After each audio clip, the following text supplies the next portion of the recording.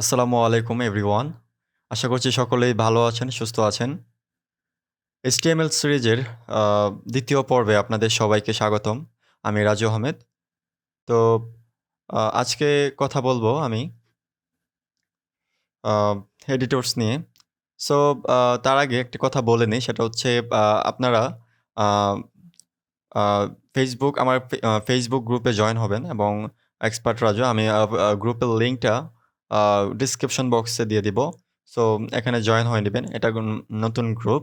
So এখানে join হবেন এবং জয়েন হওয়ার পরে আপনি যদি কোনো জয়েন হবেন এবং যদি HTML কোডিং করতে গিয়ে যখন আপনি প্রবলেম ফেস করবেন, আপনি এখানে পোস্ট করতে পারেন। এখানে আমি বা এখানে যারা এক্সপার্ট আছে বা আ যারা জানে, সো তারা আপনাকে হেল্প করতে পারে। ওকে? সো গ্রুপে জয়েন হতে পারেন। আর আ আর হচ্ছে আজকে আমি HTML কথা আমাদের ফাইলটা ছিল হচ্ছে গিয়ে ডেস্কটপে। ওকে? সো ডেস্কটপে HTML। আর আজকে হচ্ছে আমাদের পার্ট 2। সো আমি নিউ থেকে একটা ফোল্ডার ক্রিয়েট করতেছি। পার্ট 2 নামে। ওকে? সো ফোল্ডার ক্রিয়েট করা শেষ এবং এটার ভিতরে আমি হচ্ছে একটা আ টেক্সট ডকুমেন্ট ফাইল নিচ্ছি এবং এটাতে দিচ্ছি হচ্ছে Raju. Okay? Raju dot TXT. এটা কিন্তু text file. Okay? So text file মানে হচ্ছে কি টেক্সট ডকুমেন্ট ফাইল মানে হচ্ছে এটার ভিতরে কিছু লিখা যাবে। ঠিক আছে? নরমাল টেক্সট লেখা যাবে। তো আমরা মূলত করব HTML। তো তার আগে আমি এক্সটেনশনের বিষয়টা ক্লিয়ার করি।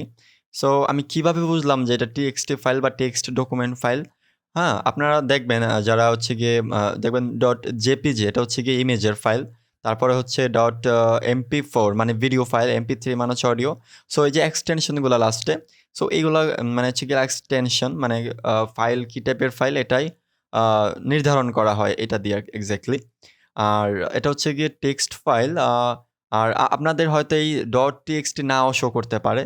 ঠিক আছে? যারা Windows 11 ইউজ করেন, আমি একটু বড় করে নিচ্ছি। যারা Windows 11 11 Pro অথবা 11 ইউজ করেন, তারা তারা এইভাবে আপনাদের এক্সটেনশনকে শো করাবেন। আমার অলরেডি শোই আছে।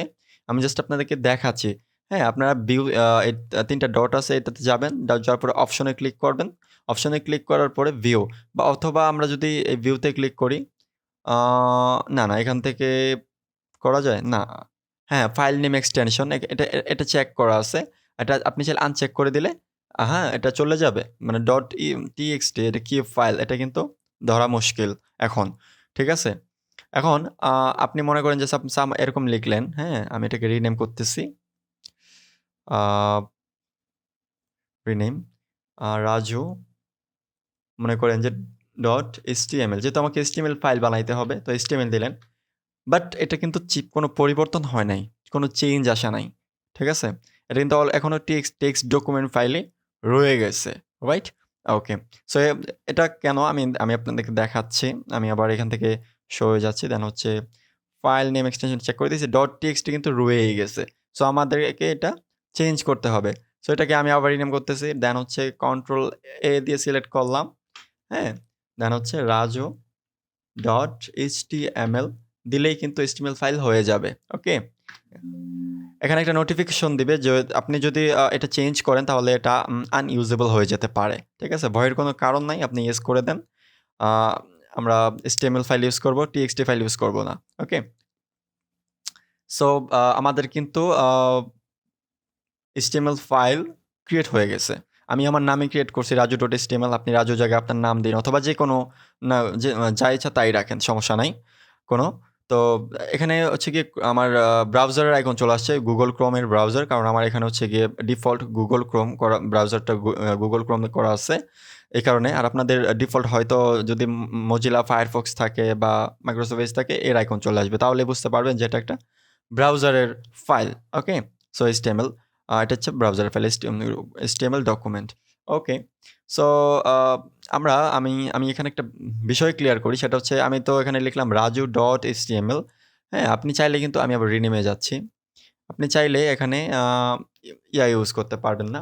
ধরেন একটা স্পেস দিয়ে আবার লেখা শুরু করলেন, হ্যাঁ? এটা স্ট্যান্ডার্ড না, হ্যাঁ? ওকে করা যাবে না।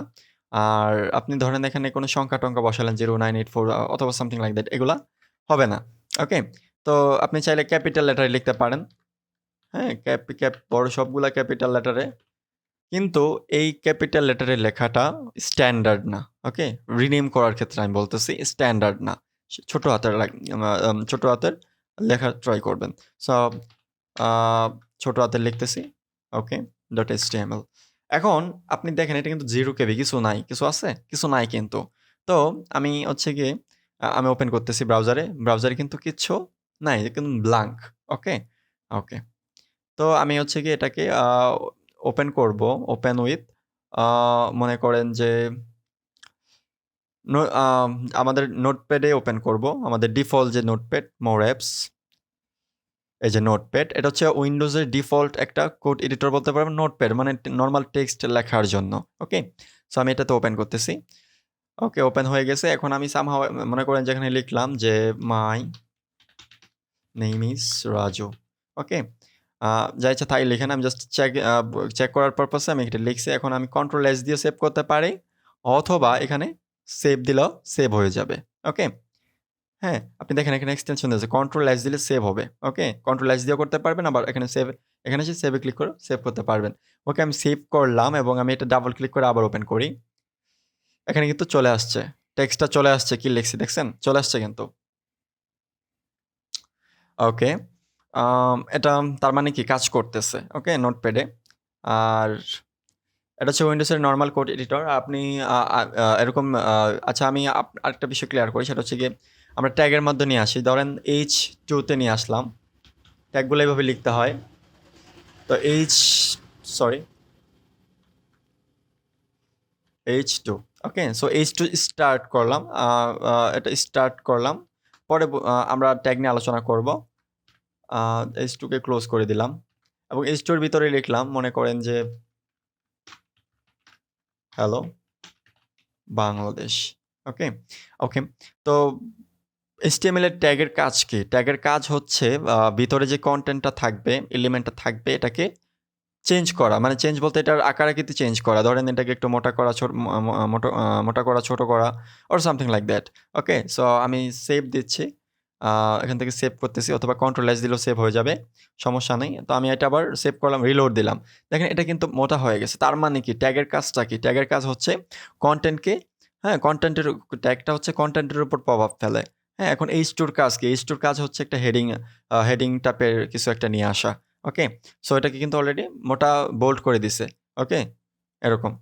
সো এভাবে করা যেতে পারে। ওকে? আর আরেকটা কথা, এরকম ট্যাগ লিখার জন্য বা কোডিং করার জন্য বিভিন্ন এডিটর আছে। আ বিভিন্ন এডিটর ইউজ করে। যারা ওয়েব ডিজাইনার বা ডেভেলপার আছে তারা বিভিন্ন কোড এডিটর করে। তার মধ্যে আমি আপনাকে কিছু কোড এডিটরের সাথে পরিচয় করায় দিচ্ছি। আ তারপর তার মধ্যে হচ্ছে গিয়ে আপনার এটা তো নোটপ্যাড। আরেকটা আছে নোটপ্যাড প্লাস, প্লাস। ওকে?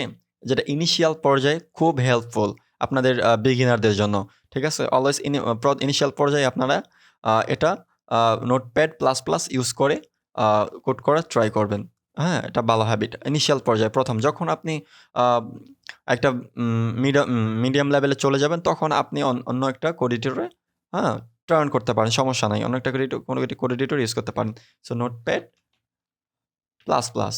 তারপরে আপনার ২ নাম্বার হচ্ছে আপনার VS কোড, অথবা এটাকে ভিজুয়াল স্টুডিও কোড বলে। ওকে? VISUAL, ভিজুয়াল স্টুডিও কোডও বলা হয়। ওকে? তারপরে আ আপনি আরো কিছু আছে, দেখাচ্ছি। অ্যাটম মোটামুটি মানে ভারী একটা সফটওয়্যার বা কোড এডিটর, ভারী। তারপরে হচ্ছে আপনার ব্রেকেটস। ব্রেকেটস বানানো হইছে? ওকে, সমস্যা নাই। আ তো তারপরে হচ্ছে আপনার আম এটাই মোটামুটি ৪ টা। আ আরো আছে। ঠিক আছে? সাবলাইম টেক্সটের কথা বলি নাই। ওকে, আ সাবলাইম টেক্সট।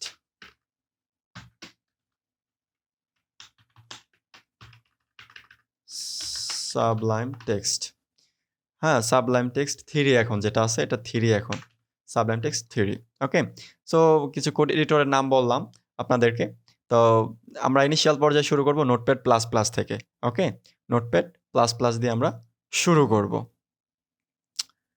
তো নোটপ্যাড প্লাস প্লাস দিয়ে শুরু করব। তো চল নোটপ্যাড প্লাস প্লাসটা ডাউনলোড করি। Notepad plus plus download. তখন আপনাকে ওরা পাঠায় দিবে ওকে, hey, it's a lot of eraser egg.